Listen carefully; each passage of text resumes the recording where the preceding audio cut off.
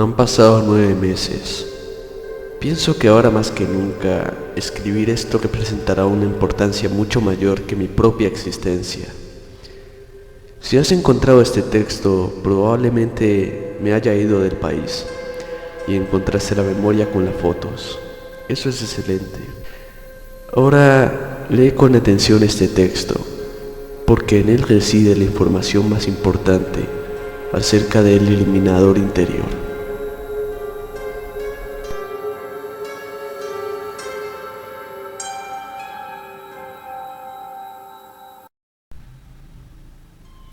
Comenzaré haciendo esta pregunta. ¿Quién o qué es el eliminador interior? Es una entidad cuyo origen desconozco, un ser inexistente pero al mismo tiempo existente. Aún así, hay una forma muy fácil de saber si te has encontrado con él. Si llegas a conocer alguna vez a un hombre, anciano o niño, con el nombre de Santiago Hernández Oviedo, lee bien, Santiago Hernández Oviedo, generalmente o casi siempre se trata del eliminador. Digo casi siempre, porque hay muchos Santiagos Hernández Oviedos en el mundo, pero la forma de identificarlo mejor es mirando de cerca la contextura de su piel. Casualmente, si conoces a un anciano, tendrá la piel bien cuidada y ojos verdes. Si es un niño, será gordo y un poco feo, con ojos azules. Y si es adulto, será guapo, noble y de ojos negros. Si conoces a cualquier persona con estos rasgos físicos, puedes preocuparte, pues se trata del eliminador.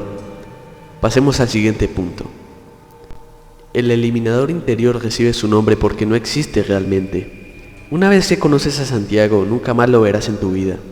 Desafortunadamente empezarán los síntomas. Empezarás a tener insomnio, dolores de cabeza leves y pensamientos violentos sin querer tenerlos.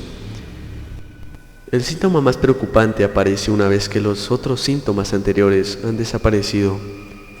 Pesadillas, profundas y sin sentido, imágenes deprimentes, dibujitos deformes, orina verde derritiendo ratas, cucarachas negras y babosas, teniendo convulsiones, todo de la manera más real e inolvidable posible. Así me fue descrito. De vez en cuando podrás observar una silueta de una especie de ser. No se ha podido describir con exactitud, pero lo que han dicho es algo bastante fuerte. Esto durará así por meses, no se sabe con exactitud cuánto tiempo. Se dice que han habido casos de hasta 7 años y que las víctimas se sacan los ojos y los empacan en bolsas de basura. Pero claro, esos son tan solo mitos exagerados. Lo que sí es cierto es que el nivel de estrés causado por el miedo a dormir, el terror nocturno y el insomnio pueden causar la muerte de un individuo cualquiera. Aunque parezca que las pesadillas nunca acabarán, se van a acabar de un momento a otro. Es aquí cuando entra en juego el último punto, el punto de supervivencia. En este punto las pesadillas desaparecerán para dar lugar a algo mucho peor. Ahora, no puedes verte con nadie. No te acerques a nadie. Esta ya no es tu realidad. Aunque se parezca mucho, no lo es. Todos a los que conoces son el eliminador. Escucha con atención, no te acerques a nadie y no te dejes tocar por nadie, ni siquiera de los animales, ni siquiera de los insectos más voluminosos.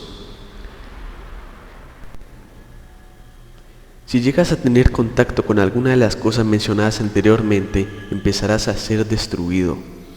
Desde tu interior, aunque no sepas cómo, tus órganos empezarán a diluirse al igual que tus huesos, desde tus piernas hasta tu cerebro, lentamente cada hora.